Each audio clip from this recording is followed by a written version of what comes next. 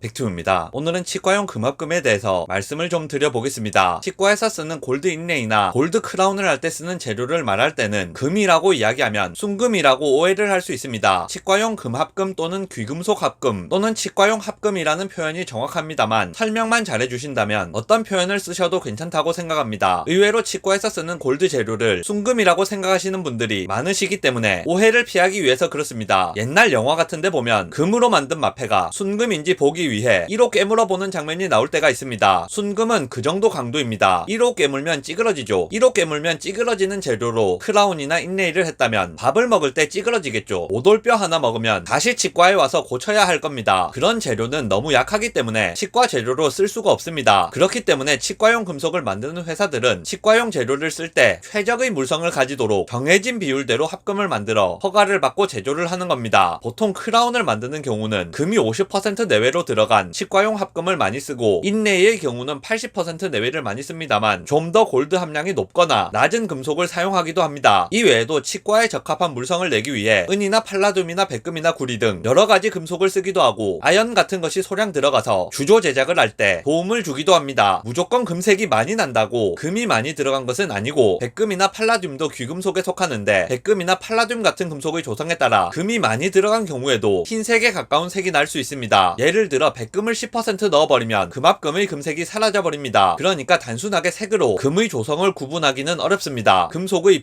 비율이라든지 용도에 따른 물성 같은 경우는 국제적으로 표준이 정해져 있기 때문에 여기에 맞는 것을 사용하도록 되어 있습니다. 실제로 저희가 쓰는 금속을 보면 매뉴얼에 금속의 조성이나 물성이나 주조 처리 방법 등 여러 가지가 적혀 있습니다. 이건 하나의 예시인데 그냥 간단하게만 보겠습니다. 이건 인레이용 골드고 조성이 나와 있습니다. 물리적 성질이라든지 주조 방법 등에 대한 정보도 있습니다. 지금 이 예시로 보여드리는 금합금은 치과 주조용 귀금속 합금 ISO 1562 기준에 의해 만들어진 치과 주조용 귀금속 합금입니다. 이런 치과용 금합금을 만들기 위해서는 의료기기 제조업체 허가 및 제조 품목 허가를 받아야 하고 이 금합금 자체가 의료기기로 분류되어 있습니다. 그런 일이 일어날 것을 상상해 보신 적 없으시겠지만 돌반지나 황금 열쇠 같은 것을 가져와서 이걸로 치아를 때울 수 있는지 물어보시는 분들이 간혹 있습니다. 모르니까 그렇게 생각하실 수도 있습니다만 지금 말씀드렸던 것처럼 치과에서 쓰는 금합금은 정해진 대로만 써야 하기 때문에 그런 다른 금을 가지고는 치료에 사용할 수 없습니다. 쓰다가 금인레이나 크라운 같은 것이 빠져서 가져오시는 경우도 붙일 수 있으면 다시 붙여드립니다만 다시 붙일 수 없고 재제작을 해야 하는 경우라면 기존에 있던 오래된 금속을 사용할 수 없습니다. 환자의 입에 들어갈 때는 정확하고 깨끗한 금속만을 쓰도록 되어 있기 때문입니다. 무조건 금이 많이 들어가면 더 좋은 거냐 이렇게 물어보시는 분들이 있는데 용도에 따라 사용되는 합금이 다릅니다. 반드시 그런 것은 아니지만 일반적으로 금이 많이 들어갈수록 내식성과 주조성이 증가하기 때문에 좋은 것처럼 느껴지실 수 있습니다. 내식성이 좋아지면 부식이나 변색이 잘 안되고 이미 치과용 금합금들은 주조성이 충분히 좋도록 만들어지기 때문에 별 상관은 없지만 주조성이 좀 더 좋아진다고 하면 미세하게나마 좀 더 잘 맞는 기분이 들겠죠. 그러니까 금이 많이 들어가면 좋은 것처럼 느껴지실 수 있습니다. 그런데 금이 많이 들어간 치과용 합금은 항복 강도와 인장 강도와 경도가 떨어지기 때문에 강도 면에서 물성이 떨어지게 됩니다. 그러니까 힘을 많이 받는 부위일수록 금이 적게 들어간 합금을 쓰게 되고 힘을 적게 받고 작고 섬세한 부위일수록 대체로 금이 많이 들어간 합금을 쓰는 겁니다. 이 부분에 대해서는 치과에 따라 환자분께 어느 정도 선택권을 주시는 경우도 있습니다만 어차피 규격에 맞는 금속을 쓰기 때문에 케이스에 맞는 금속을 쓰게 되면 환자분께 선택권을 주지 않더라도 잘못된 것은 아니라고 할 수 있습니다. 그리고 이건 치과용 금과는 상관없는 이야기인데 어린이들 유치치아 크라운을 하게 될 경우에 보통 은리라고 이야기하는 것이 있습니다. 어린이에게 금리에 대응되는 치아라는 이미지로 은리라고 이야기하는 것인데 어린이에게 은리라고 이야기를 하다 보니까 보호자분들도 은으로 알고 있는 경우가 많이 있습니다. 정확한 이름은 SS 크라운 또는 SP 크라운이라고 합니다. 옛날에 은수저를 음식에 넣어서 검게 변하면 독이 있다 뭐 이런 속설이 있는 것처럼 은은 황변색이 잘 되기 때문에 치과용 재료로 변색 방지 합금이 안 된 은은 쓰지 않습니다. 어린이에게 은이라고 부르는 크라운은 일반적으로는 스테인리스 스틸을 가장 많이 씁니다. 스테인리스 스틸이라서 SS 크라운이라고 부르는 거죠. 요즘은 스테인리스 스틸 외의 다른 금속을 쓰는 경우도 있는 것 같던데 어쨌든 순은은 아니기 때문에 혹시나 오해를 하시는 경우가 없으셨으면 합니다. 영상 요약하겠습니다. 치과 재료로 사용되는 금은 순금이 아니라 합금입니다. 치과용 합금은 의료기기로 분류되어 있어서 아무 금속이나 쓸 수 있는 것이 아니고 정해진 금속만을 사용할 수 있도록 되어 있습니다.